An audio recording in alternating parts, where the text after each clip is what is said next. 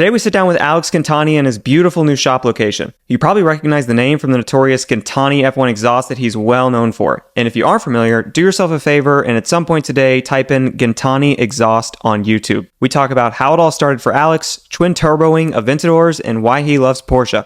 This is Supercar Connection. This is the Supercar Connection podcast, bringing you behind-the-scenes conversations from across the industry. If you love supercars, you're in the right place. So let's hit it.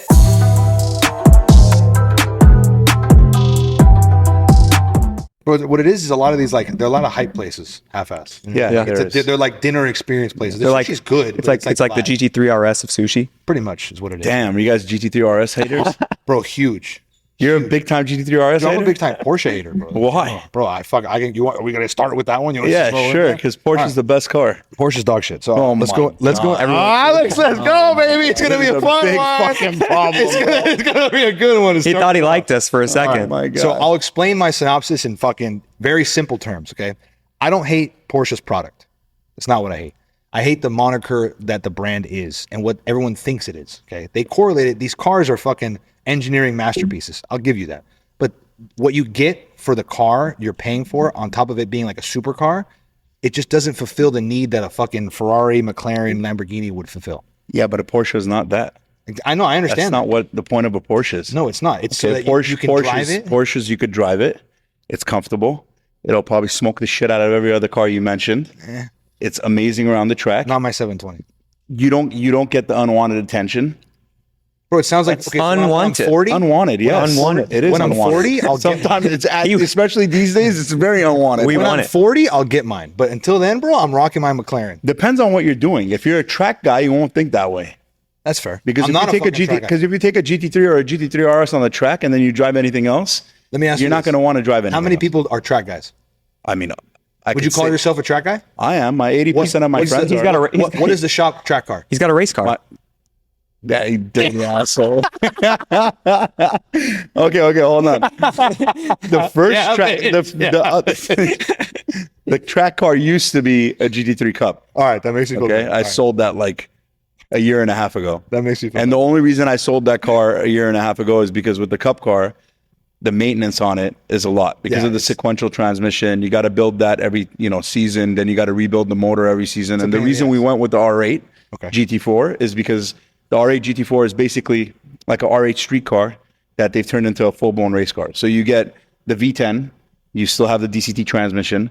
It's still on factory MED 17 ECUs. So it's something that you could play with. You could still modify. It doesn't have a sequential gearbox. So it's just a lot easier to deal with, especially when you're using it as a weekend track car. You're not really doing like a race series. That's just my fun weekend track car. I just don't like tracking a street car. I don't think it's safe. Hell of a fun weekend track car, though, no? It is a hell of a fun weekend. That's just my weekend track car. The R8 GT4. It's a fucking jack car. But you feel me on the Porsche thing? Yes. You see where I'm coming from? Yes. When you come from the aspect of talking about exotic and how it, the way a Aventador presents itself or a 720, it's completely different. That's all. Yeah, you're right on that part. But Porsche's not about that. They're not exactly. They're not bad cars. But people are trying to fit that square peg into the round hole. Exactly. They keep shoving it down. Like they keep shoving a GT3 RS down the Aventador. See, that's our level of car. That's our problem. It's not that. No, it's not that. It's not that, bro. No, you can't, man. Even if you go to Beverly Hills for dinner. You roll up in a GT3 RS, you'll find guys like us. Yeah, we'll be outside creaming on it, but no one else is. Are you kidding But me?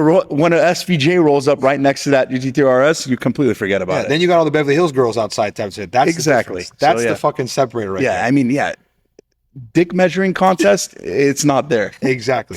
That's all that it is. Yeah. Again. Well, it depends on who the judge is. Yeah.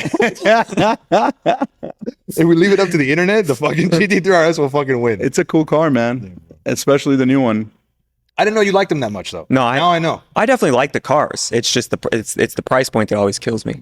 Well, the price point kills you because you're not getting it for the price that it's supposed to be. Exactly. Okay. If you buy a GT3 RS and you pay, I don't know, 280, 300 grand for it, it's a bitchin' car. It's fine. Yeah, it's fantastic. But the fact that you have to pay $150,000 over and you end up buying a GT3 RS for $500,000, to me too. If that wasn't the case, I would have one right now. Right. But it doesn't make sense for me to pay $500,000 for that car. I think it's crazy, dude. Crazy. I drove Joe's GT3.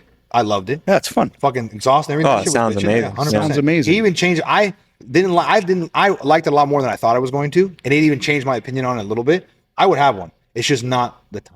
That's all. The only time you'll change your opinion on about a Porsche or a GT3 RS is actually when you take it to the track. That's it. Once you take it to the track and you drive one on the track, then it'll be a complete different story.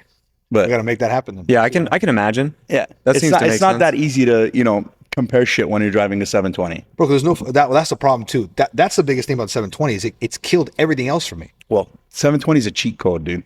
Like It is. That's the biggest cheat code of a car. That's what that I'm car makes 700 horsepower from factory. You put it against a 1,000 wheel horsepower GTR, and you're blowing its doors off. So that car is not fair. The what way I'm saying. it delivers the power, the way it puts it down, the way it drives, the amount of power it makes it's just amazing. It's just a How the badass fuck car. do you compare that shit to other cars once you've had that?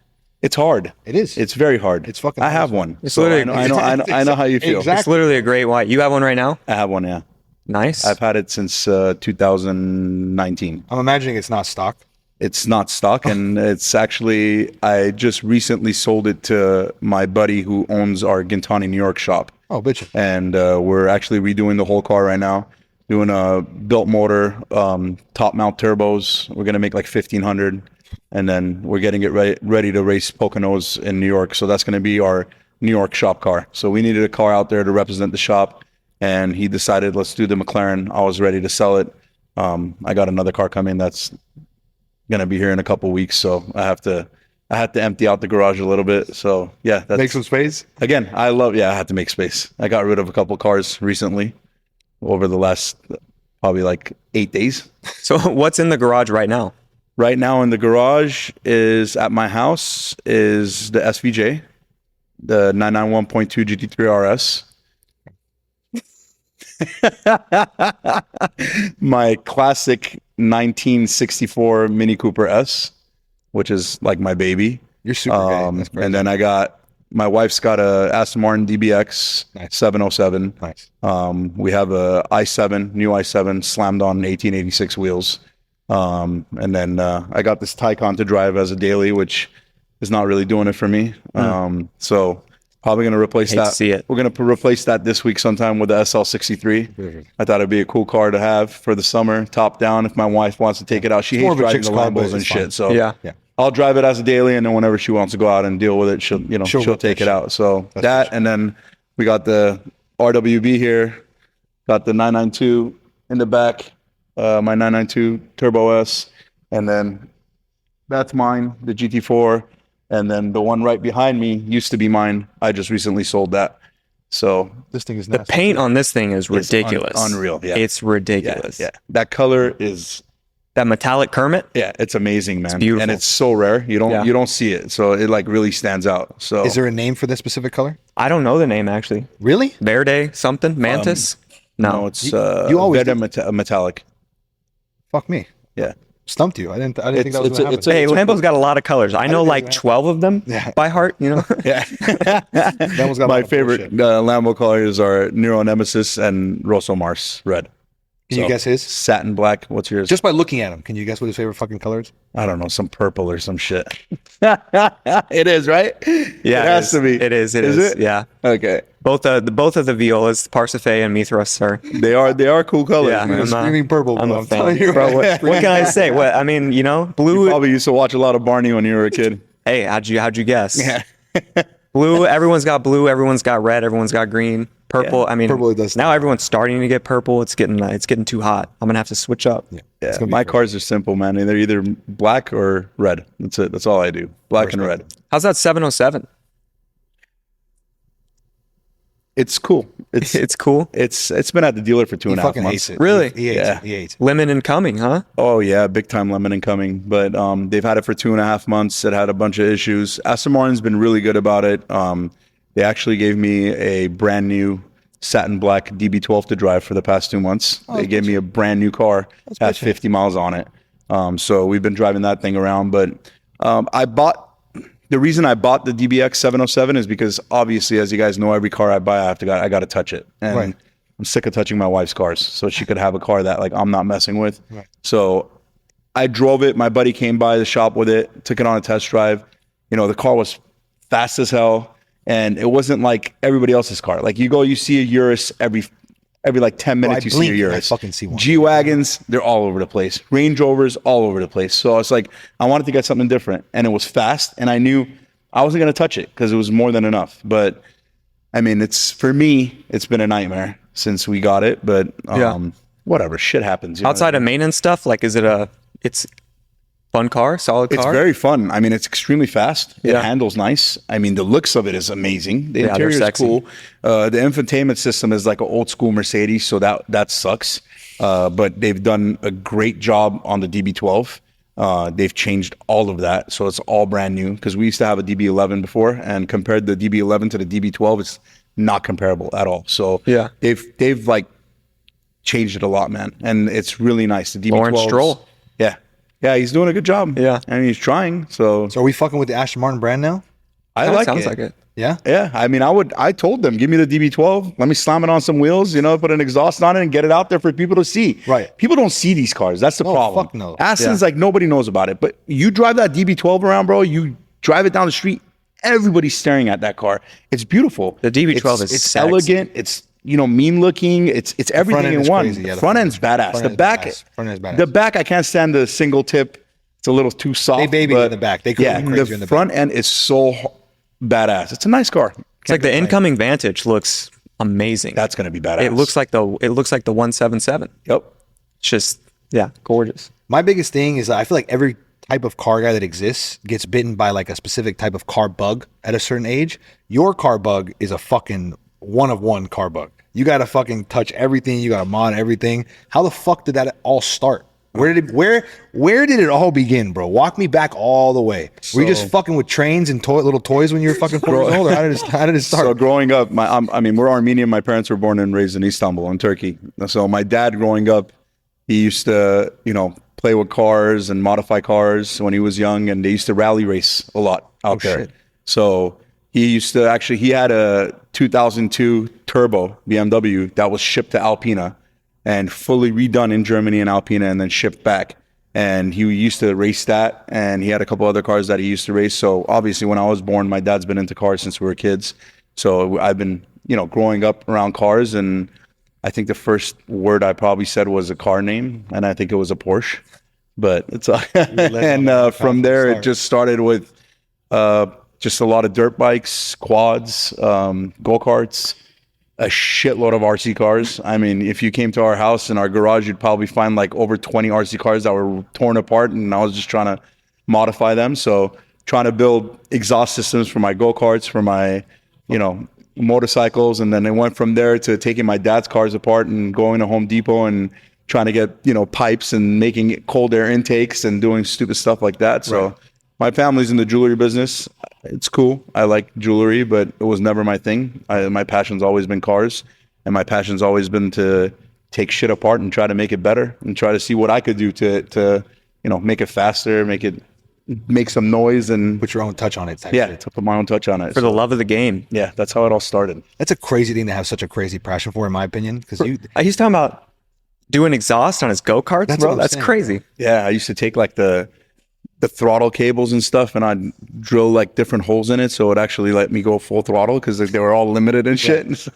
Bro, the fact that you're not bald is crazy to me, bro. The amount of stress, I imagine, bro, you fucking strip one nut or you do this and that, bro. The amount of times you probably dealt with little bullshit like that, bro. I don't know how. It's been years, man. My body's like gotten used to it. I'm just hoping I don't have a stroke or a heart attack soon. This is a stressful business, bro. Very stressful. The business side of it is stressful enough, let alone the actual fucking work side of it as well. Yeah, it's a very, very cutthroat industry, man. This is one of the hardest industries you could possibly be in. And you have how many shops now across the country? So we have a bunch of dealers, but we have New York. We got Arizona that we're doing with Psy, Creative Bespoke. We have here. We're working on something in Miami. So that's hopefully going to, get going in the next few months. So we got also, I'm flying to Australia, to Melbourne in about a month. So we're setting up a shop in Australia. Oh, shit. So Australia is pretty crazy with cars. It's gone huge. Really? Please break that down for me, because I'm dying to know about the fucking Australian exotic scene. I'm dying. Dude, Australia's gone nuts, man. Shout out to the Aussies. There's a lot of young money over there. Really? Bro, it's crazy. That I did not know. A lot of young guys doing big things, making a lot of money, and obviously they love cars. So everything's like twice as much there, right? Cars wise? Yeah, they're very what's expensive. crazy. Yeah, bro, they're all imports, bro. They don't do shit over there, bro. They tax the hell out. I got they don't do shit. I got two really big customers that are in Australia. One of them's in Perth. His name is Lawrence. If you guys Stroll. no, so if you guys go on Instagram, ever look at the Lee Collection.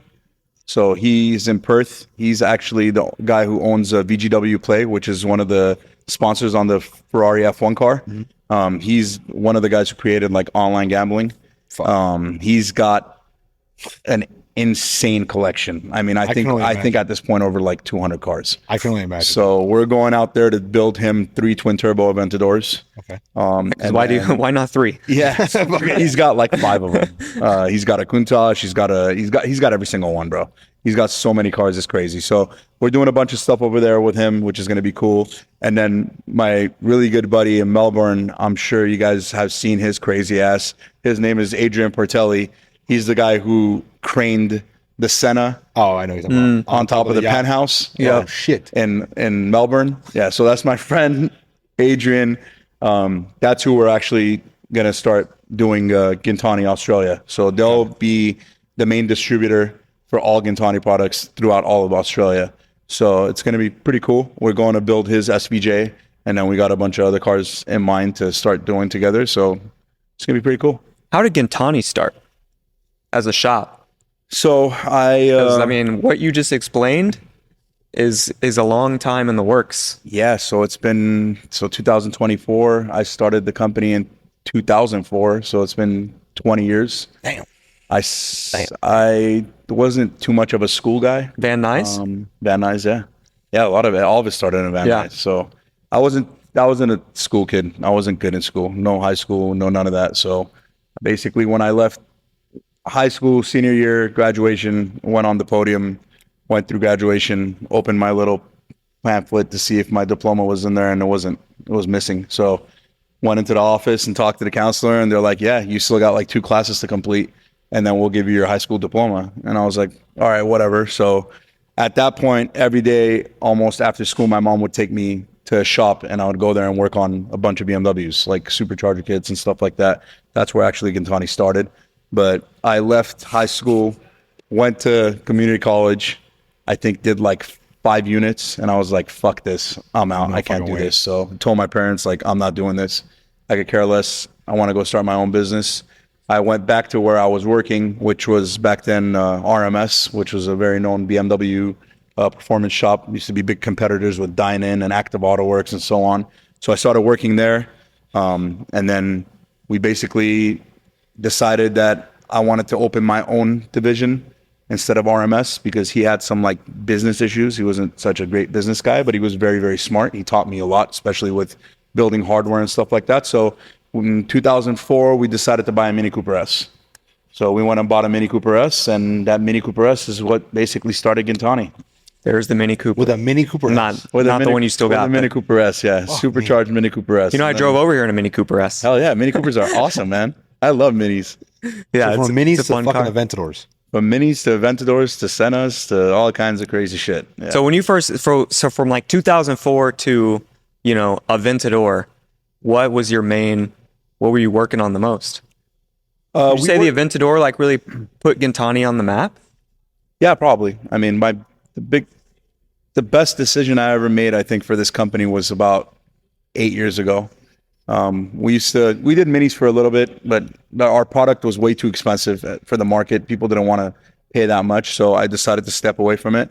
And I love BMWs. So we started building a bunch of supercharger kits. I mean, people who know us know. It's in the blood, I understand. We started with, you know, the V10, V8 market. We're very well known. We've broken a lot of records, set a lot of records in those cars. And as I started doing those cars, it's just the crowd and the kids and the younger people. I just didn't want to deal with it. Yeah. So I think it was about 8 years ago now, 8 or 9 years ago, I basically told my dad, I'm like, listen, I don't have high-end auto credit, so they're not going to give me this car, but I want to go buy a Huracan. So I basically told them I have $50,000. I want to put it towards the car. I'll give you 6 months of payments ahead. Just come and co-sign this car for me. So they give it to me because they want to give it to me back then. You know, you need to have high-end auto and whatever. Buying exotics back then was different than Oh, today. yeah, totally different. That's what it is. Totally different. But Anybody can walk in now and fucking pull it off with fucking 5-10% down. But before, it'd be somebody. To yeah. So basically, went in there. I told them literally, give me 6 to 8 months. Let me get this car. Let me build some product for it. Let me start changing the stuff that we're doing. Stop working on, you know, BMWs. Being able to have a Huracan, go to meets, talk to people who have those cars, get their trust for us to work on their cars. It's completely different when you own the car that you're building stuff for instead of just using other people's cars to do it. So we bought an LP610. We took it to SEMA. I built a twin turbo kit for it. We took it around, and that changed everything, man. And from there, it went from Huracans to McLaren 720 to SV, SVJ, Senna, and just works. Gone from there. So that's how it all happened, basically. Because if you YouTube Aventador exhaust, the first, I don't know how many videos are Aventador SVJ with Gintani exhaust. Yeah. Crazy. It's an Super iconic loud. sound. Yeah. It's fucking iconic. To the point when I picture in my head, it's what I picture. Yeah, so that I've always been a huge fan of the Aventador. I love the V12. I love the big 6.5 liter, you know, displacement. It's an amazing car. And then when I was actually to a point where I put some money together where I could afford to buy one, you know, I would always watch these videos from the guys in Japan. And those are the guys who actually started the whole F1 sound, you know. We didn't have it here in the US. Those guys, the Stormtrooper exhaust and all those stuff, like we used to watch it nonstop on YouTube and we're like, damn, that shit sounds like an F1 car. They used to even do it to the old Mercedes SL V12s and the S-Class V12s, you know, the same motor they use in the Pagani. Right. And we used to listen to those and I'm like, man, we got to bring that sound over here. So we basically, when we bought the SV, I'm like, dude, I'm going to do everything I can to build a system that actually functions correctly, makes power, flows right, you know, it doesn't kill all, you know, getting rid of some parts on that exhaust. You got to be careful because of back pressure and stuff like that. So just, we got to take that and perfect it. So that was my goal. And I guess we're able to do it because our number one seller is Aventador stuff. So that's our main focus is the Aventador market. Well, the V12 market, basically. Yeah, V12 is in general. The sound that a V12, I mean, the sound that those cars make is just, it's the perfect canvas to work with. Yeah, it's a symphony. It's amazing. It's amazing. Literally. That, the 812 is another car that we did really well with. I just recently sold mine. What are your thoughts on that car? I love that car, man. Really? I love that car. That car is like perfect. I think it's really. Yeah, I love that car because it's. Well, this is a guy who really enjoys the DB12. I like think that the 812 is like just the Ferrari supercar version of the DB12. Yeah, you know why? Because the 812 is still a Ferrari. Yeah, you have that big V12 motor. You have the sound. You know what I mean? Like the newer twin turbo Ferraris, the sound is it's dog shit. It's dog shit. And the reason for that is because of the way the manifold's designed. Yeah, the turbos are tiny. It can't breathe through it. You know, it's just the sound is gone. So it takes that whole Ferrari vibe away. But with 100%. The 812, big car, front engine, it's freaking crazy. It wants to kill you every time you want to get on it. It's all over the place and it screams and it's comfortable. You know what I mean? And it looks unbelievable. When you look at a 812 from the back, it's so wide. It looks so cool. I love the 812. It's probably one of my favorite cars. I think it's a great car. Yeah, it's one of the most disappointing things I think Ferrari has done with their brand. I like the FF a lot. I mean, sorry, the F12 a lot. The F12 is also fucking super bitching. The F12? What are the major differences between the F12 and the 812 that make the motor has a little bit of difference? That's pretty much what it is, basically, and just the transmission is basically the same. Other than that, it's the same. Just the body and stuff. I think right now F12 value wise is a fucking bitching car. You can get it's a great car. Mid 200s. Even a FF or a Lusso. Those are cool cars. That's what I've been telling. He thinks I'm crazy for liking those cars. The Lusso? Yeah. It's a dope car, dude. Nah, bro, you can't sell me on some bullshit. It is. It's like an M Coupe. Exactly. That's I love bullshit. it. It sounds like some bullshit. Exactly. Come on, man. M No wonder. Awesome, bro. It you can't hate on a fucking M Coupe. What the hell's wrong with you? Why you always hate on the classic bro, cars? I'm not hating on shit. I'm just telling you what it is, bro. No, that's a great car. You gotta. This guy's uncultured. He likes Corvettes and new supercars. That's it, huh? No appreciation for anything else. He likes McLarens. Yes. That's it. McLarens and Corvettes. Can you blame me?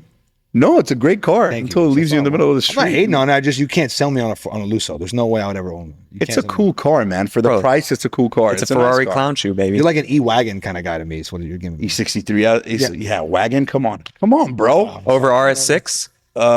That's a hard choice, man. I think I take RS6. We just did it to him. Really? So if you had to pick between the what is it, the E63?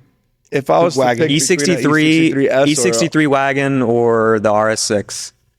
I'd probably go with the RS6. Is there a reason, Let's hear or is it your just thoughts you just? I just like the way it looks. Yeah. I like how wide it is. It looks mean. She's definitely. Plus, I've always loved RS6s since back in the day, the old ones. Yeah. When we didn't even get them here. So RS6s, RS4s, the B5 RS4s that we didn't get here back in the day, all the bubble fenders and stuff like that. I love those cars, and they're cool. And it's got the same motor in it that a Panamera has, that a Urus has, and you can make a lot of power with that motor. So, I mean, you can make a lot of power with the E63 motor too. So it's hard, but I think I take RS6. The RS6 definitely looks better. Yeah, but I take an M5 Touring over all of them if we were to get it over here. Oh yeah, I don't doubt that you would. yeah. I mean, makes sense You to guys me. aren't BMW guys, huh? No, it's not that we're not BMW guys. It's just I've never been a BMW guy because the price point for me, I'd pick a Corvette over any BMW at that point. You can't compare a Corvette to a BMW, I'm just bro. telling you, bro. You It has nothing to do with each other. I take a Corvette over that wagon all day. Wagons. This guy's talking about a bro. Corvette. That's why I'm telling you. So that's what why- would you take? No, The hold new on, hold on, Z06, hold the new Z06 or your McLaren? I have both, and I have the 720. I picked that shit 10 times over. Oh, you have the new Z06? Yeah, 100%. Oh, that's sick. No, that shit's bad. It's I just know, bad. it is. Trust me, It's but awesome. I'm picking my 720. Of course it's awesome. They copied Ferrari. It's got to be awesome. So I had a 458. I got the Z06. They and I didn't. The copped soul this. of the Ferrari though is not there. Yeah, I just got rid of the 458, which is fucking killing me. But I had all my cash tied up in that thing, so I was like, let me move that to put that somewhere where it can Great make some more car. money. But I got rid of it, so that car was my favorite, bro. That was the first supercar that started everything for me. I got the Z06 because especially when I had both, I was like, there's no reason to fucking keep the fucking 458. Yeah. Then I got the 720. The 720 made me look at the Z06. I had the Z06 for like 3 months. Then I got the 720. When I got the 720, I looked at the Z06. I was like, you fucking suck.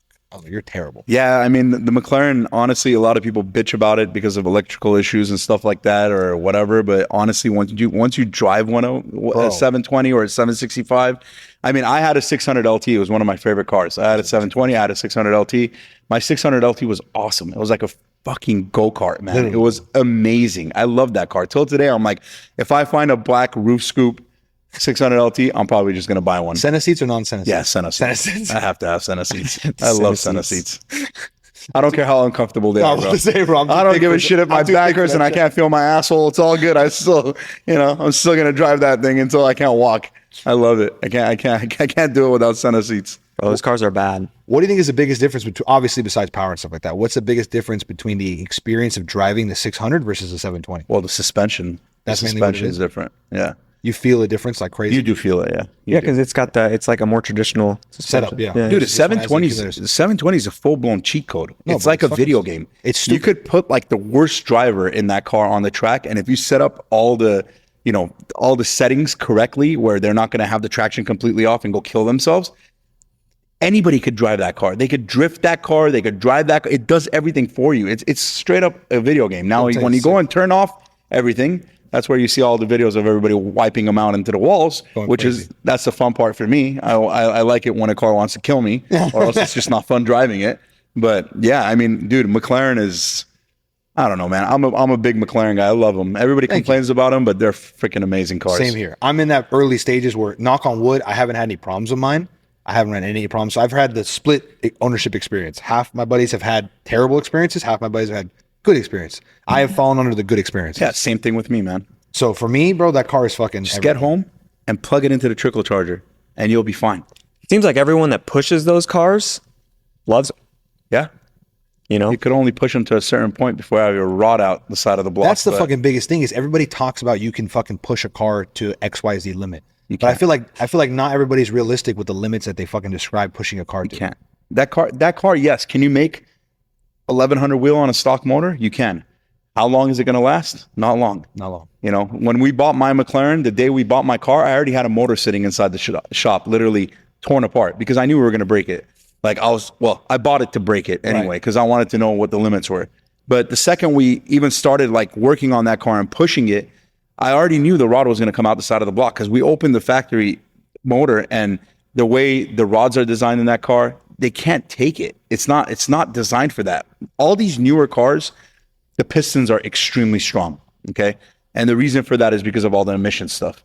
You got to run these cars very, very lean so they, burn clean. If you take a Turbo S, stock one, you put it on the dyno and you do a pull and you're watching the AFRs, they're running Lambda 1. Lambda 1 is like 14.7. So if you were to tell some old school tuner that you're taking a twin turbo 700 horsepower car and you're running it all the way through to redline at Lambda 1, they'll be like, you're insane. That thing's gonna blow up. Right. It's gonna melt a piston. But these pistons nowadays, the factory pistons, they're made so strong. They have to be able to take all that heat because of all this emissions control. Obviously, when we go and tune these cars, we don't give a shit about that. We go and dump fuel into it to make it safer. But the weak links of all these cars that we drive today, Turbo S's, 720s, whatever it is, it's not the piston. It all comes down to the rod. And McLaren or Porsche or Lamborghini, they don't give a shit about idiots like us. They got to make 720 horsepower. The car's got to last. Right. If it lasts at 720 horsepower, they're fine. They don't care about the morons like us who are taking them and try to make 1100 horsepower on their motors. Right. They're not designed to do that. So there are tuners out there that'll tell you that your car can make 1100 horsepower and nothing's going to happen to it. That is complete bullshit. That's why there's, I don't know how many motors out there right now with holes in it. I've put holes in them. There's plenty of tuners out there that I've put holes in them. If you're going to mess with that car and you actually want to make power, the first thing you do, rods and pistons. And then from there, have fun. You know what I mean? But that's what the industry's come to these days. So let's say this, Rods right? and pistons. Just a theoretic scenario. You have a 720S and you're debating on doing some modifications to it. What would you do that you think would land the car in the perfect sweet spot without doing too much, but you are definitely improving what the base of it is? First off, Asking for a friend. Yeah, asking for a friend. First off, you're going to be on pump gas only, which over here in California, we got cat piss as fuel. Dog shit. Yeah, it's straight dog shit. You could get a cat and make it piss in your tank. It was probably better than the shit you put in there at the gas station. You just pour a little Red Bull, top it off with some Red Bull, exactly. you're good. The problem is that our fuel is so bad over here. So when you're getting 91, usually when we have some cars on the dyno and we're testing them, you'll go get 91 from one station and then the gas will finish on the dyno. You'll go get it from another station. You'll put it in the car, same tune, same everything. Car will drop like 30 horsepower. Because the fuel we have here with the additives it has in it and the quality of the fuel is complete shit. So when you take these cars and you're modifying them on this crap fuel we have here, it's extremely dangerous. Like, in my opinion, it's horrible. You know what I mean? So on a 720S, me, comfort-wise, I wouldn't pass 820 wheel and like 620 foot-pounds of torque on pump gas. Now, if you're going to run E85 and stuff like that and you make sure that you could keep the torque down and you push everything to the top, top higher power band and not let the torque come in, because torque is what kills everything. When you make the torque come in harder, you're going to break the rods and everything else. Now, if you run it on E85, can you get away with 900 horsepower? You can. Can you make 1100? You can. But if I'm doing it, I'm telling you right now, sooner or later, you're going to have a hole in the side of the block. So if you're driving how much is that car right now? Price-wise? Price-wise. $250. $250,000 car, right? So if you could afford a $250,000 car, you should be able to afford a $45,000 engine build. Right. Because if you don't do that and you want to push the car, you're going to pay $75,000 to just get a stock motor and you're back at square one. So if you could afford a $250,000 car, you should be able to afford $45,000 to be able to make sure that it's solid. Then you want to make 1,100 horsepower, 1,200 horsepower, 1,300 horsepower, you do it worry-free. So would you rather pay 45 grand in the beginning or pay 75,000 and then another 45,000 on top to fix your fuck up? You know what I mean? People don't understand this, and it's so hard these days because everybody's a tuner these days. Everybody. Whoever gets a laptop, buys a CMD, an auto tuner, a B Flash, whatever tool they're using, they're a tuner. It's very easy to become a tuner these days, to claim you're a tuner. You go online, you go on bncconsulting.com, and you download a server file for 200 euros, and then you turn around and sell it to the public for $2,000. You have no idea what you're putting into people's cars. They're just straight up server files. And all these guys out there, not all these guys, there's obviously a lot of people out there that are doing their own stuff, but 90% of the tunes out there, they're all server files. And all those server files are made in Europe. They're not made for our fuel. No. So that's why you got all these broken cars. But again, to answer your question, on your car, 820 wheel, 650 foot-pounds of torque, cap it. That's it. Dunzo. So that's what we call tuner arbitrage, huh? Yeah. We got to get into this business. SCC tunes. SCC tunes, man. Coming You guys soon. can. It's very easy. I'll give you the website, bro. You guys can send an email to the guy or to the server, and then they'll give you a file, and you could charge your customer $2,000 for a $200 file. I mean, that's what everybody's doing these days. So Straight from Kosovo, baby. Yeah, literally. Yeah. Speaking of ECUs, I don't think they've broken this Z06 ECU yet, have they? no, not yet. Not yet. No, I don't think so. I mean, I haven't had one in my hands to be able to play with it. So if I could get one in my hands, we could see what we could do. It is on MED 17, so it's a lot. See, the cool part about the Z06 is all the guys that are like us that have been working on Lambos and Porsches and this and that, we're going to be a lot more familiar with the Z06 ECU than the guys who are working on the original, Corvettes, yeah, because dude. those are all, AC Delico ECUs. We're all MED 17 ECUs, and the new Corvette runs MED 17. So it's going to be a lot quicker for us to do stuff for that car than it is for actual Corvette shops. So I would love to get one in my hands and play with it, see if we can, crack it and get into it. But, the factories are doing everything they can to keep Fuck yeah. people like us out of their And car. it's inevitable, no? So, like, why waste your money and time? Yeah. They spent so much money making it, locking down the security, only for it eventually to get broken into anyway. You're never gonna lock it down, bro. There's always gonna be some crazy guy or some person backdooring something to be able to flash these things. It's gonna happen. It's been happening for years. It's been like that for years. So Yeah. it's gonna take a while. I mean, look at the BMWs, look at the Corvette, look at the new GT3 RS, all that stuff. There's always ways around it, and somebody's always gonna crack it. So, I mean, at that, to me, it's like if somebody's gonna buy the car, they're paying for the car. It's their car. They should be able to have the right to do whatever the hell they want with it. They're not asking you to freaking... Now, if you take the car, you break it and take it to the dealer and try to get it warranted, you're just an asshole. Yeah, then your ass. But, then at that point, it's not fair for them. That's what locked all this stuff down. Kids taking piggybacks, taking this, taking that, plugging them into their M4s and M3s and all these other cars, and they got the access. Oh, shit, just a little bit more boost, and boom, it blows up. They take that shit off and they take it to the dealer, and then the factories are constantly replacing motors. And what happens? They're like, dude, fuck this. We're not going to keep doing this shit. Right. So they're trying to do everything to lock it down. But if you could buy your own car, you pay for your car, it's your car, I think you should have the right to do whatever the fuck you want with your car. 100%. Yeah. I think that makes sense.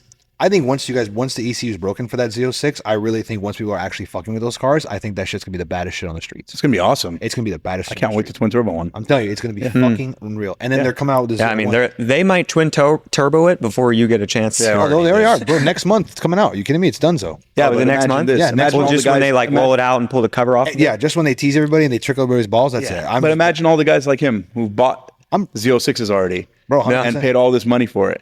And then the ZR1's coming out, and the ZR1's going to be way more limited.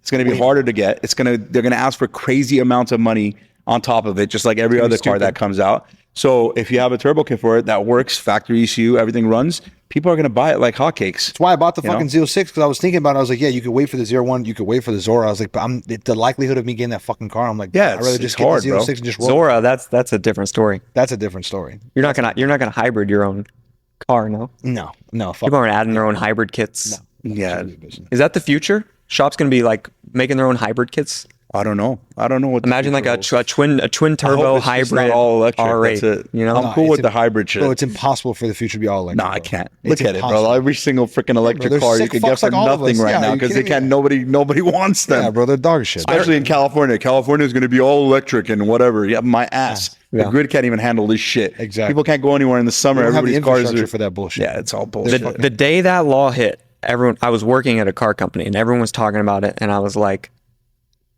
as soon as we get anywhere near that date, it's just going to get pushed back. Yeah, And then they're going to push it back again and not again. gonna happen, It's bro. all just like it's just a big virtue signal. Yeah, like it's all we it's all signed the bill bullshit. 2035. You're like, yeah, sure. The hybrid stuff is cool though. I got nothing against the hybrid stuff. The electric setup and everything. Yeah, it's cool, man. Like the Revolto, the SF90, the new Porsches. Well, think about Lamborghini. Their next two platforms are both same hybrid setup. Yeah. They're 100% going. Yeah, that direction. and the Huracan replacement is going to be badass, man. That V8 twin turbo, 10,000 RPM hybrid, that's going to be a freaking badass car. I can't wait. to Imagine hear how that Gintani car sound. Yeah, sounds. there's going to be a lot of us getting our hands on those, and I'm sure we're going to have a lot of fun with them. That car is going to sound ridiculous. Fucking crazy. Yeah, it'll sound good. I mean, the Revolto will sound just like the Aventador. You think so? Yeah, it's the same engine. Same everything. Is it really? We'll find out in 4 weeks. So, yeah. Fuck yeah. You guys caught that at the beginning. In 4 weeks, we'll find out. Hopefully, if my buddy Jason keeps his promise and my car actually gets released. All right, bet. Now that it's out By the end of July. let's hear the spec. Break me down the fucking spec. So I got one of the New York cars. So it was one of the pre-spec cars because I don't want to wait. Right, 100%. And we were supposed to have this car months ago. People in UK and everything have gotten their custom order cars already coming in, and we haven't had anything over here. I think there's only one here in the street. There's the only people who have the cars right now are the dealers, and it's their demos basically to go around and show around. At that fucking Father's Day show when I was down there. Yeah, that's the demo. That's a dealer demo. They're not releasing anybody else's car. Now, we don't know if the cars are here. Right. They're here. They're probably at the port just sitting. They've been at the port sitting. We're supposed to get our cars months ago. I mean, I know my car's here. It's been sitting. And the reason I wanted a New York car is because we wanted to get on it right away. You know what I mean? Like, we want to make SEMA this year. We want to make sure it's twin turboed by SEMA. So the day that car lands, I'm literally going to go pick it up, drive it here, and take it apart. I'm not driving that car. So let's go. First thing we'll do is our F1 system. And then I got a couple of my buddies that are going to get their cars at the same time. So we'll basically take the system once it's done on my car, put it on their car, and then they could go around and show everybody. And then my car's coming apart to get twin turbo. Fuck, bro. Shoot me a text when you get it. Yeah, we will. I'll make the twin drive. turbo. I just want to see just like that. Oh yeah, we're ready to go. Yeah, we're ready to turbo it. How about that? I've already seen the car. I've already seen the whole layout. It's very familiar. That's very similar to the stuff that we do for the Aventador. Yeah. So it's going to be very easy for us to, move some stuff around and get it going. But yeah, I think the second the car comes, we'll build the exhaust. That'll take a couple of weeks, get all the fixtures done, and then right away, it's coming apart. It's getting turboed. It'll be turboed by SEMA for sure. That is awesome. Let me ask you this. Coming from somebody that doesn't know shit about shit, what is the biggest hurdle to overcome when building out a turbo kit for something that you first are building out, like a first test run on something like that? Well, obviously, hardware is very important. So when you're building a turbo kit, you got to be very careful with heat.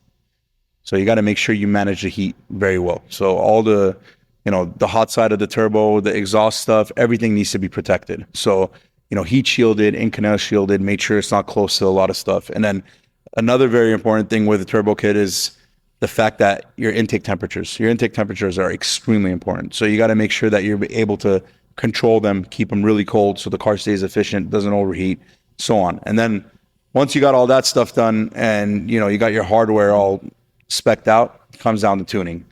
So the tuning is probably one of the hardest parts, to make the hardware work with the software, because anybody can make hardware. Right. You know what I mean? How good you can make the hardware, that depends on who's building it. But you can make the hardware all you want. If you can't get the car to run with the software, you got nothing. So we've been really lucky, with being able to do what we could do with factory ECUs. The Revolto is going to be tricky because obviously when it comes out, the factory ECU is going to be locked. So we're going to have to find ways around, that, being able to unlock it, being able to tune it.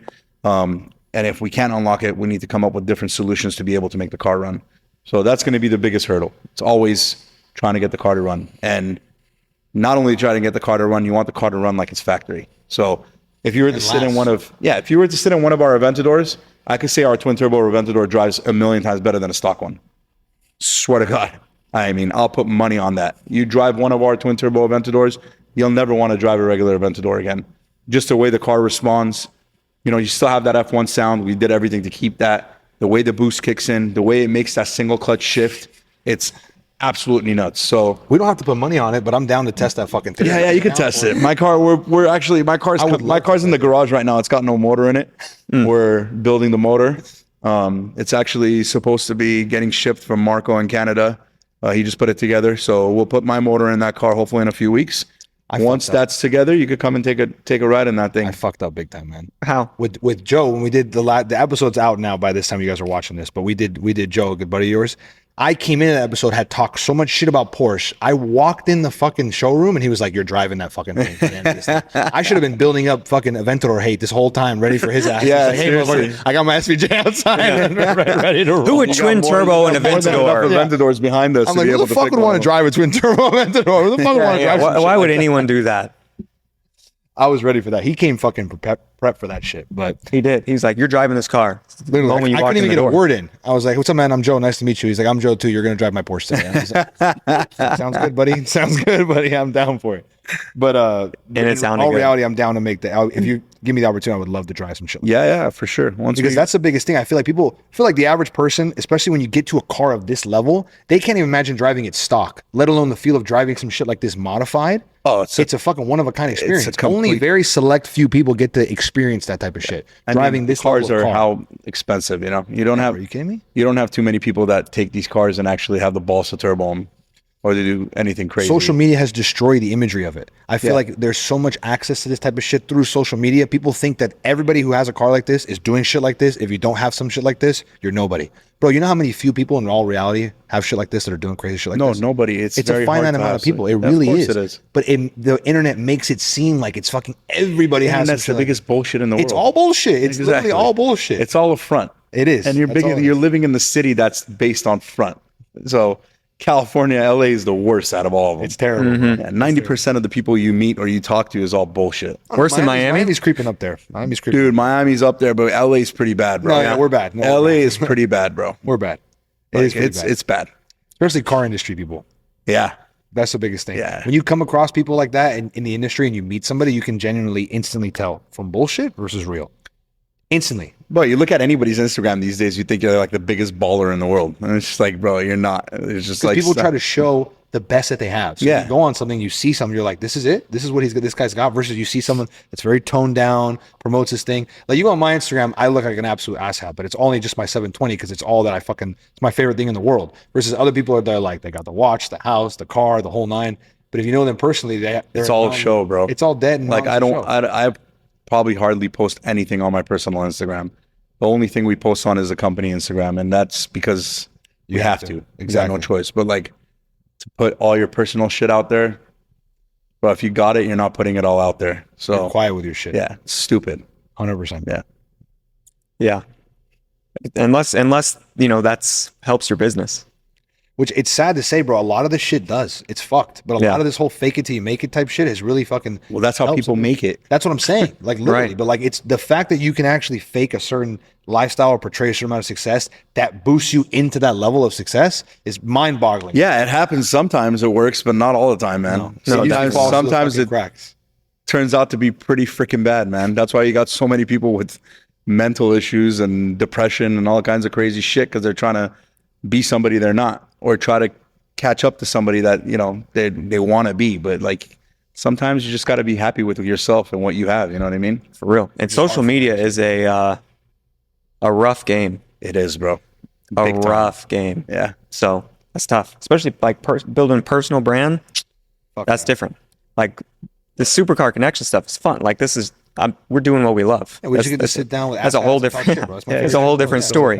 But trying to like boost up all your personal brand, that's all that it is. it's exhausting.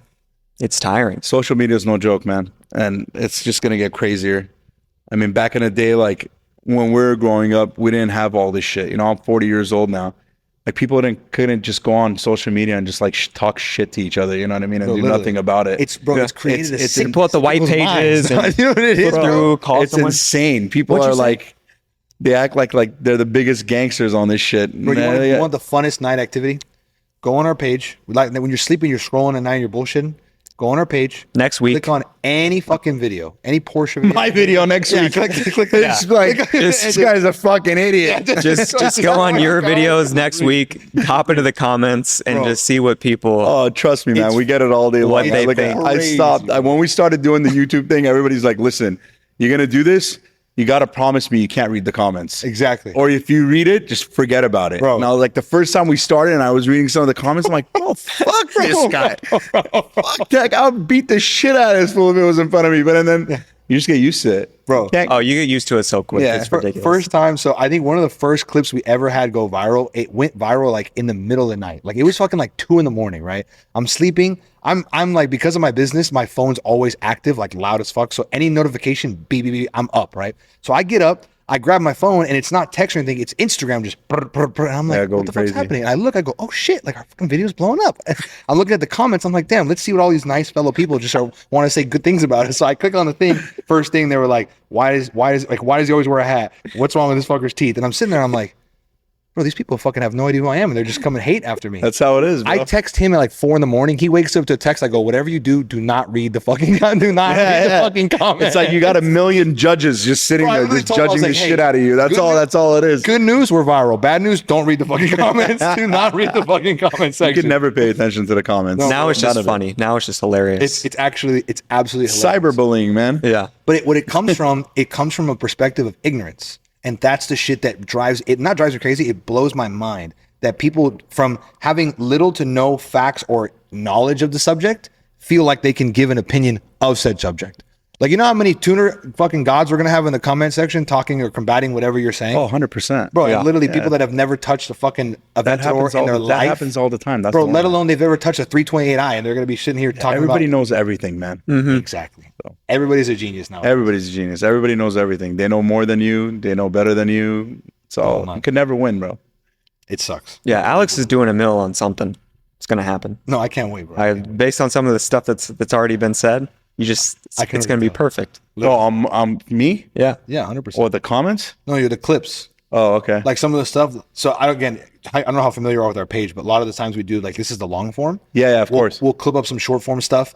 We'll pick and choose some of the clips we think. Yeah, I saw my cute boyfriend Joe on there today. Exactly. Yep. Yeah, he's gonna have a couple more this weekend. This week too. He's trying to sell cars. Yeah, exactly. Trying to sell ES300s and shit like that. Yeah, G wagons. the whole. I mean, everything under the sun. Anything you want, Joe got you.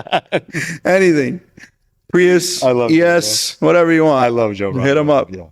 No, Joe's the best. He gets me all my shit. Yeah, but it's gonna be fun next week. Question time. Well, I did have just a question for you since you're here and you're Alex Gintani of the legendary Gintani F1 exhaust on the Aventador. As someone who makes such a beautiful sounding car, what do you think what are your top 3 favorite sounding cars today? What a good fucking question, guy. I'm gonna judge the shit out of you on this. Pagani's Honda R, which is one of my favorite. Carrera GT. Okay. But you can't shut up, dog. man. This guy, anything that has to do with a port. I let it slide. That's his trigger button. Easy trigger button. You don't think a Carrera GT sounds good? Bro, I let it slide. I let it slide. He doesn't even know how it sounds. I made a face, but I let it slide. Oh my God, this guy. I mean, I love our exhaust on the Aventador. I think it's one of the best sounding cars. Yeah. But there's a lot of good sounding cars, man. It's tough to beat the Aventador. It's tough to beat the Aventador? I think so. I don't know, man. Especially when you got it set up like you do it. I mean, yeah, but a Pagani's Honda, the race car, I don't know if you could beat that. That thing sounds absolutely insane. Now we're talking about a race car. Well, I mean, I know it still counts. Even the regular V12 and that natural, not the turbo motor, the naturally aspirated motor. That motor is unbelievable. I mean, that motor sounds, again, I will bring it back to what I said. They used to have those in the SLs and the S classes, the big body S classes. Put an exhaust on that thing and you sound like a F1 car flying down the street. You got a big boat coming down, you know what I mean? So, yeah, Carrera GT, Zonda, Aventador. The Zonda's got to be one of the most legendary cars ever. Yeah, it has to be. Those cars, I feel like those cars are going to be like McLaren F1 prices one day. Oh, fuck yeah. Yeah, for sure. I don't know what they trade for these days. No clue. You know, the thing sounds pretty crazy too. The Koenigsegg, the Jesko, the only one that sounds like that. It's like, it sounds high pitch. The other ones sound like straight up like V8 boats, but that one sounds really like Havasu Special. Havasu Special. Yeah, it does sound like a Havasu Special, but like a DCB. Yeah, but it sounds good. I mean, there's so many cool sounding cars. Yeah, you like the higher pitch? Yeah, I like higher pitch. All right, I'll tell you what. I'll one up your question. V12's out the picture. Well, Carrera GT's still there. Carrera GT's still there. In terms of like everything else, because I mainly want to hear like a V8 or V10 and sneak its way in there. Another one. I love the way a E60 M5 sounds. V10. It sounds great. You can't take that away from that car. That's fair. V8. He'll try. Ferrari. Obviously. Like a 458. Yeah, if it's done right. How many of those have you done? We've done a lot of 458s. So like a 355. 355 sounds sick. They're ridiculous, they sound really good, yeah. 355. One of those going through the canyons. That's a good one. The manual with the titanium V10. a 5.0 Lamborghini Gallardo, the first gen. Bitchin'? Oh yeah, those things sound awesome. With the right exhaust, they sound amazing. They got a nice pitch. It's like a symphony. It sounds great. What else? V8. What do you like? Bro, honestly, the 458 is kind of what I want. Yeah, the 458 is amazing. That's my shit. Yeah, my favorite thing. If you have the right exhaust on a 458, I mean, it's very hard to replicate that. Unbelievable how nice they sound. Yeah. I mean, The Z06. The Z06 sounds great. Yeah, yeah. It's basically a 458. Yeah, imagine when no one's built shit for that shit. Yeah, that's They have a the couple stock titanium system exhausts sounds. out there, but The stock system sounds when that amazing. car gets No, the actually Z06 cranking, sounds awesome. Yeah, I forgot about the Z06. Sorry. it's okay. No, it's all good. Even the C7 Z06 Mr. sounds Corvette, pretty nasty. This guy compares a fucking Corvette to Bro, you know to what I meant. E63 wagon, You know what I wagon, meant. You know what I RS6. meant. No, you know what I meant, but you know what I meant. Would you take an RS6 or an E63? I'd get a Corvette. Yeah, I'm over here in my own fucking world. I'm like an idiot over here. Sure. He didn't know what an RS6 was. That was the problem. Oh shit! Say it Really? again? I'm kidding. Well, I was I said you didn't know what an RS6 was. Don't paint me that ugly I'm not. picture, Jesus. I'm messing with him. He knows what RS6 is. So what's the best metal to make an exhaust out of?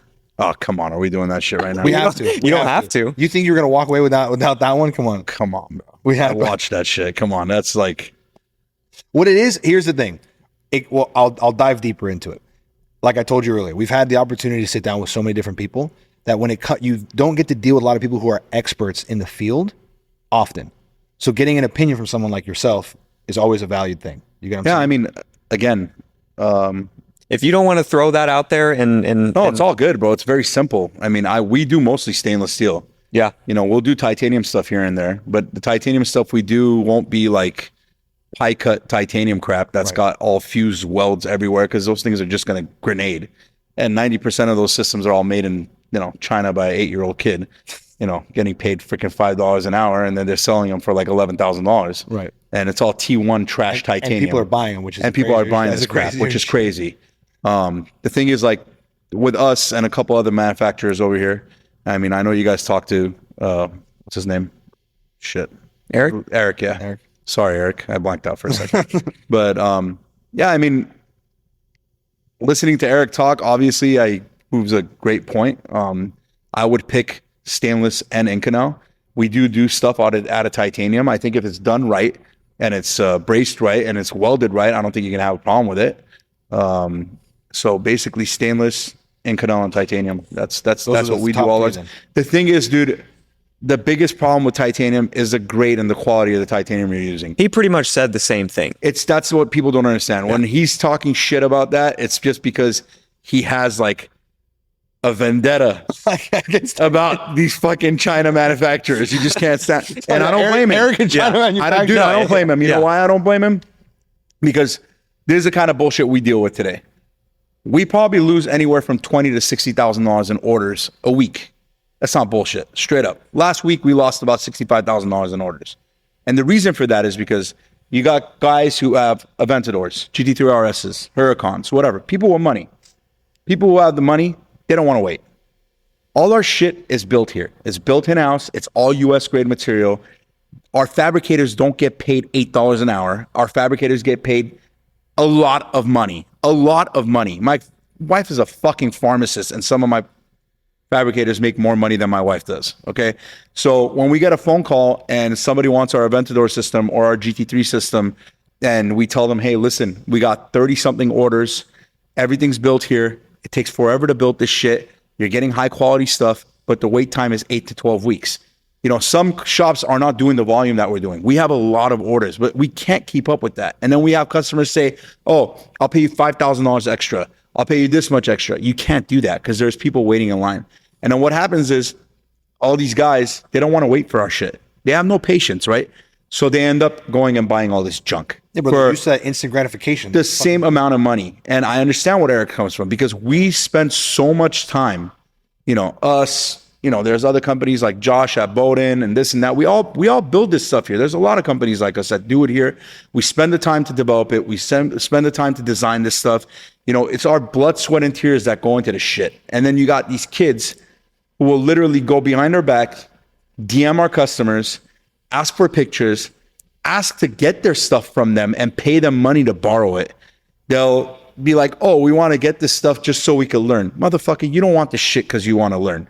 You want this shit because you're going to grab it and send it to freaking Shanghai, and then it's going to go to a goddamn factory out there, and you're going to take our shit and you're going to copy it, and then you're going to sell it. So what happens is these guys take all our designs, all our time and effort to build this stuff. They send it out there. They get it made out of cheap ass material, and then they bring it in by the boatload in fucking containers. And what happens, bro? These guys have this shit in stock just sitting there, and they could sell it. We can't do that because everything's built here. There's no way to be able to have an operation like that could actually supply that much over here. People can't fathom the idea of what it takes, how much money it takes to be able to do something like that. So yes, it's very fucking annoying, and I hate it too. But at a point, you got to look at it like you might have to do it one day too. Like, it's coming to a point where like you can't compete with these guys. You're doing all the work. They're stealing all your customers. They're selling them junk.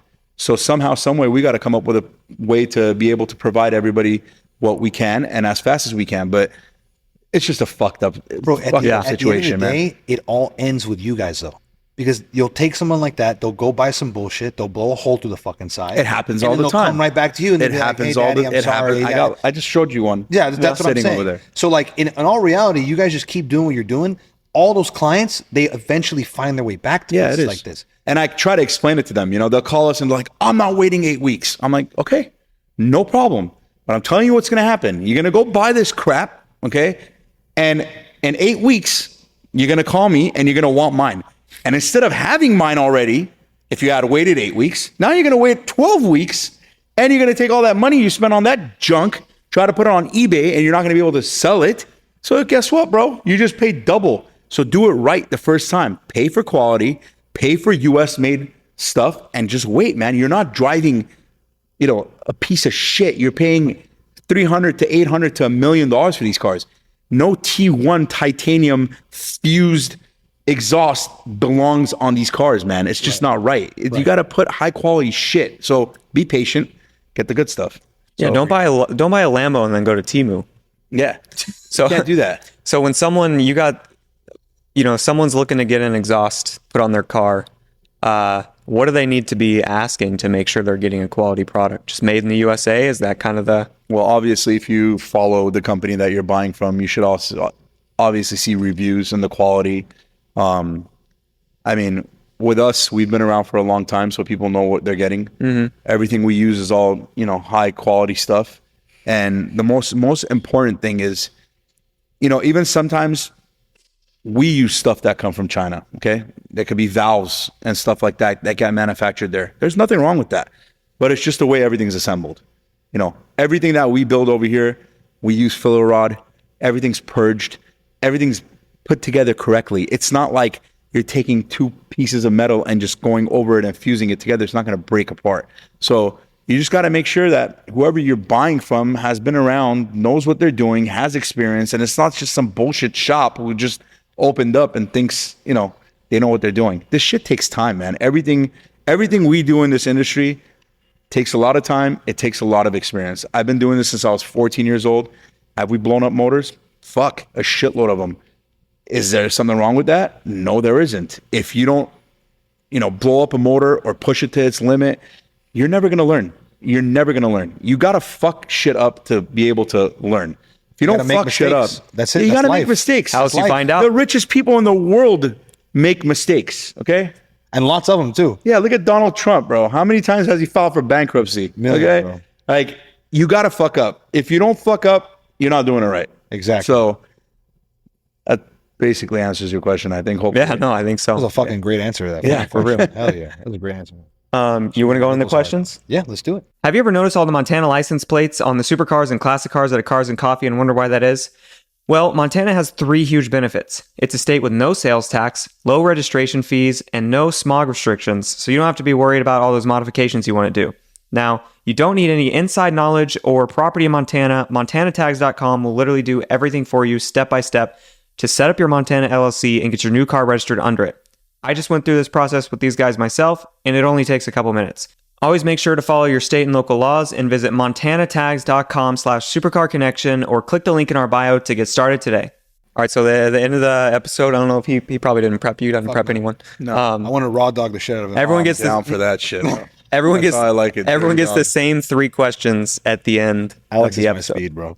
Yeah. Yeah, you like it? I do like it. Yeah. Do you want to rip the first one? You ripped the first one. You want me to rip the first one? You always rip the first one. Okay. This is how we got it today. All right, so what do you think is the most overrated car today? It's overrated, overhyped. I'm going to judge you on all these answers, by the way. Like I have been this entire episode. Yeah, I mean, he's been judging you on all your answers too. Yeah, I know. Every time you scowl. We've been building a friendship this entire time. I mean, I would say a Nissan GTR, but I mean, there's some badass Nissan GTRs, so I can't really say that. As a whole? As a whole, overhyped. Why did that one even come to mind? I don't know, because everybody and their mothers has a GTR, bro. And everybody and their mothers builds shit for GTRs. There's just so many companies out there building shit for it. Barrier to entry is low. Every custom GTR looks different. Modification possibilities are high. Yeah. I don't know how many GTR hoods I've seen. I love GTRs, but I just think it's just like too much. Yeah. In my opinion, they drive like dog shit. They do drive like dog They shit. drive like the heaviest piece of shit I've ever driven in my entire life. Transmission sucks. Everything sucks. But I'll agree with you on that. you want to make power and go crazy and you want to spend the money, $300,000 to build one, then they're fucking cool. But other than that, then forget about it. So is that the answer? I think that's my answer, yeah. Damn, I was hoping something Porsche, but you know. That's not going to happen for me. It's not going to happen. I fucking love Porsches. I own 4 of them, bro. How is that going to happen? It's not going to happen. What's your favorite Porsche? My favorite Porsche is probably Carrera GT? Carrera GT or the 918. Tough call between those two, huh? I love the 918. Yeah. I've always wanted to get one and turbo it. I've always wanted to get a Carrera GT and turbo one of those too, but let's see where it goes. Hopefully one day I'll have both of them twin turbo. So The love for turbos. I love turbos, man. Yeah. Yeah. Why you gotta waste all that exhaust? Use it to do something with it. Yeah. Fuck. Yeah, it's true. They're more bitching efficient. about emissions. We're putting it through something, Yeah. trying to clean it up a little bit and use it to have some fun. So Right. why More not? power. Yeah, exactly. Turbos are awesome. Yeah. What is the most underrated car today? I feel a Porsche answer coming. I mean, the only person in the world that Porsche is underrated to is us. That's true. Or over. Yeah, you two are like horrible with this shit. Bro, what do you want me to say, dog? We got to take a stand. It's the I don't know. internet. There's so many cars that are underrated, man. Well, let's hear some of them. What do you think? Okay, when I ask you the question, what's the first one that popped in your head? Underrated car. I mean, there's a car that I love that people don't go too crazy about and probably don't look at it as an exotic. Like you don't look at the GT3 RS as an exotic. It's not a fucking exotic. Okay, the Dodge Viper ACR. That's not a fucking exotic. That's a hell of a car for its lane. It's a hell of a car. It's still an exotic, asshole. It's an American exotic. It's an exotic. Okay? What's it's crazy an exotic. is he'll and tell that's you, my answer. He'll tell you a Corvette Okay? is an exotic. Most underrated. Because why? Because it's a Dodge, so it's underrated. I respect that. Okay. How about the DB12? Underrated? Nah, the DB12 is cool. Yeah. It's not underrated. DB12 is just a DB12. Just no one knows it's it. An Aston Martin. No one It's knows. I don't know, man. So you think those Dodge Viper ACRs are fairly priced? They go for a lot. I pay $220,000. Would you for really? One. Oh hell yeah, I would. I want one. My buddy Mo Shalizi has one that I've been trying to buy from him forever. Shalizi's collection is fucking stupid now too. Yeah. That motherfucker's He's being an asshole. He's been collecting them shits he's being silently an over the last asshole. couple of years. He's trying to bend me over backwards, trying to buy that thing. I want to buy the one he has because it's all black. No stripes, no nothing, all blacked out. I love that shit. But I don't know. Yeah, my best friend just bought a Viper. Then he tracks like nonstop. He has a bunch of Porsches, GT3 and stuff like that. And he bought one, so he just fucked me up because now I want one every day he comes to my house. But yeah, I think an fastest ACR manual around the Nürburgring, no? Huh? Fastest manual around the Nürburgring. Yeah, dude, that car's unbelievable. Some So yes, bullshit. that's Even one though of the we never care about the Nürburgring. That's one of the most those underrated convenient- cars, I think. It It's is some bullshit, bro. Yeah, because assholes like you don't Bro, think at it's the end of the day, it's bro, an it's a exotic. Dodge piece of shit, bro. Yeah, It is what see, it is, bro. Dodge piece of shit. So that's it. It's not even in the conversation. So I'm going with Dodge Viper ACR. Somehow I'm always caught in the middle of some. I'm just always in the crossfire every time. Why the hell do you sit in the middle? This guy's always picking fights, and I'm in here like, That's why he puts you there. Bro. right. I gotta be the. I gotta be the. He needs a. He needs a Toolbox is shield. too far, or else I throw a wrench at him. He needs some protection, so he puts a Gavin. He's like, "You're 5'9" and cute." You're the condom ground, between bro. the You're the nuts. middle ground. Yeah, exactly. Oh, literally, bro. You're the middle ground, bro. I gotta watch myself. You're the white one. You're not tempered. Something. We're the balls, you're the shaft, bro. I'm Cuban, by the way, so that's kind of where my spiciness comes from. Oh, there you go. Okay. I'm half Cuban, half Armenian type Nice. shit, so it's a little bit of a Half spicy Armenian, my ass. Get out of here. Just because you live in Glendale doesn't make you Armenian, fool. But it kind of does. They probably rub off on you. Hey, what the fuck? Yeah. When you walked in here and I hugged you, I'm like, yeah, this fool's got some Armenian. Fucking got the cologne all over Come him on and now, bro. shit. You smell it on me. Yeah, Come on, of Albert. course. Where you You going? are. You bro? got some Armo in you. Thank you, for bro. sure. Yeah, Appreciate I will give you some of that. Thank you, bro. We'll jump you in one of these days, bro. I need it. I need fucking the whole introduction. You got any other questions? We have the last question Oh for you. shit! I can't wait for this one. Which you have more cars in this question, so you're gonna have to whittle it down. 3-car garage, no budget for your current lifestyle. So I know you got kids, you got a wife, so you're gonna have to factor that one in. Think strategic about this. So does my wife's car have to be involved in this 3-car garage? Do you want to get bitched at every Because night? I don't or keep my what? wife's car in the garage. Your wife's car. Your wife's car is not. Let's just say Shit gets kicked out, bro. No. That's just on the driveway. These are your 3 cars. my 3 cars. Your 3 cars. And I got to stay in my league, right? Your wife only has the 707. I You can't can't load her up. What do you mean no budget? I'm telling you, no fucking budget. No I can't budget. act like I'm a billionaire. Bro, yeah, you can. What are you talking about? This is our show. We make the rules. No budget. I just But he gave you said no I got to budget. stay in my range, bro. No, that no, fits no. your lifestyle, dog. Like what you have going on. Just day to meaning day. like you got kids, so like you got to factor that in. But bro, if you want to whip us on to R, bro, whip us on to R. I don't give a shit. But you only get 3 though. Yeah, no budget. Okay, Mr. 12 cars. You only get 3. Shit, that's a hard fucking choice, man. Are you kidding me? That's the whole point. Yeah, fit a Porsche into there, bitch. I dare you. He's gonna put a twin turbo 918 in there. Yeah. Guaranteed there's going to be a Porsche there. Are you nuts? Did you see? Okay, there's going to be a Lambo in there. So my Lambo would be a Veneno. You see one just sold for $6 million? What? Yeah, No, I know. Roadster, the highest online auction. I still want the one that's in Dubai, the satin black one with the black and red interior. The fucking like literal one of my- Batman. This one, Like, this that one, car's the one that so sold was sad. the one that sold was the matte black with the green. Yeah, with the green inside. Yeah, Yeah. They have 2 in Dubai. Yeah, Yeah, I'm not It's surprised. crazy. watched They just that car. rebodied Aventador. So my Lambo would be a Veneno. Yeah, that's fair. My Porsche would be a You twin turbo that thing too, wouldn't you? 150%. Like, you know who you're talking that's to right not now, even a dog? question. You know who the bro. fuck That's you're the talking to, first bro? thing that's happening to that car. He wouldn't even drive it. He don't even want It to know wouldn't how even it get feels. into my garage until it had 2 ball sacks hanging from the back. It's got to have that. So we have to have that. I'd have a 918. What color? Fuck though, I can't do that because I got like 2 other cars that I want and I There you can't go, have them. bitch. Exactly. Pick and choose. Pick and choose. Shit. So you taking back the 918? No, man, I need to have a Porsche. Just to spite me. Yeah, I have to have a Porsche. So 918. I mean, I can't act like I'm a billionaire, so I can't have all these crazy ass cars. Bro, yes, You can. That's the point of the scenario. Bro, alright. I make the And, rules. What do you not understand about this? You've already got a crazy garage, so why not play the fun theoretical? I'd have to have a Pagani. Yeah. That has to be like my art piece. Zonda, Wyra, Utopia. Wyra, the race, the R, like Pet Fred's car that Yeah. he's sending to get it. That would be my dream car. He has the ultimate car, bro. Once that car comes here and it becomes street legal, once they're done with it, that's I think the craziest fucking shit you could have. I mean, the elegance, the beauty, it's a piece of art. And Literally the art sound and the car. Oh my god, what a car! So yeah, There it is. those would be my 3 cars. I appreciate the passion. Yeah. The passion. This guy's got some passion. does have some It fires me up. Little Thank you. bullshit mixed with passion. It goes a long ways. I respect. Well, can you plug your Instagrams for the people out there? So our company Instagram is Gintani, obviously, GINTANI.com. Oh, I just gave the website. Gintani. Gintani, not Gintani. Gintani, guys.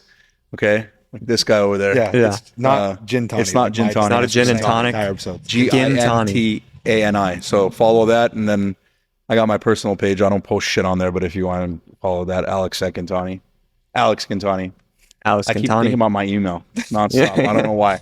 I'm so used to giving my fucking email to people. It's just like I keep constantly saying my email because I don't give my phone number to anybody. That's not a bad one idea. thing I hate doing because you won't get shit done if people have your cell phone number. Fuck no. Yeah. Hell no. So I got a question for you guys. Sure. When are we gonna go out to the track so I can freaking scare the living shit out of you guys in the GT4? It's literally Whenever whenever. you want, baby girl. Whenever you want. All right. If We you gotta plan that. I think we gotta do like a setup like this with a bunch of track guys You plan that it. Joe doesn't believe exists that will be there with a shitload of Porsches. Yeah. So it'll be great. We'll take this guy to Chuckwalla and he'll come there in his 720 thinking he's a big shit. You know what I mean? We'll even buy him some tires. Yeah. Okay. We'll get some like sticky tires on the car. He's got and then PPF on it, Yeah, so yeah, he's he'll good. be fine. So and then he'll show up and he'll be like the sore thumb in the middle of everybody that has all these Porsches. And then that day is the day I'm going to make this guy fall in love with the Porsche. I would fucking willingly. Please make me shit myself in your. I will. I'll make you shit yourself in that thing. Please, bro. Make me sell my 720. No, I don't want you to sell yourself. I love that car. Make me get a GT3. We don't even have to. you won't. We You don't won't even have get to a plan it. If you call and say, "Hey, tomorrow morning, be here this time," whatever I got is canceled. I'm there. Okay, we'll do it, and I'll let you guys know when the Revolto gets here. You guys can come shoot that if you want. Done deal. You guys come check that shit out, and then obviously we're gonna have a grand opening here once we get shit settled. So Yeah. Well, this shop is awesome. So we're this almost is there. Yeah. Almost. So once we have that, we'll have you guys come out for that too. Congrats on this place. Thank you guys for having me on here. Oh, I thank really you. appreciate Thank you it. for coming on. Great- Thanks for making great the time. having you guys come hang out and talk some shit. Thank you for taking time out of your busy schedule. I wish we had some tequila, but 100%. last minute. Next time I'll get you guys drunk. Perfect. Sounds good. Be Chamba round 2. I'm down for that too. Oh, you guys want to drag with Chamba? Yeah. That's my boy. Chamba episode was wild. So Yeah, I'm we sure pulled it to the was. crib. Chamba's like, we're drinking. And I was like, bro, it's your that crib. was probably like, yeah, and then bro. Class A and squirt, on the baby. tee, we're asking him a question. He's like, yeah. yeah, that's it. Like doing this. That's He's not like, blood okay, running that's- through a system, bro. That guy's got freaking tequila for blood. That's all it literally. is. So shout out Sal, bro. That shit's sick. Yeah, sounds Yes. the band. That's I do all of his cars, so I'm sure you guys know that. Fucking But, crazy shit, Yeah, bro. yeah. I love He has a pretty badass collection. Bro, he Yeah, might he's have one got of the that sickest GT2. He collections just I've got the seen, GT2 RS, so we gotta play yeah, with bro. that. I think it's coming next week. So Yeah. That Got a red lot of cool interior shit is coming beautiful. out. I love it. all right, man. That's a wrap. Thank you guys. We're out.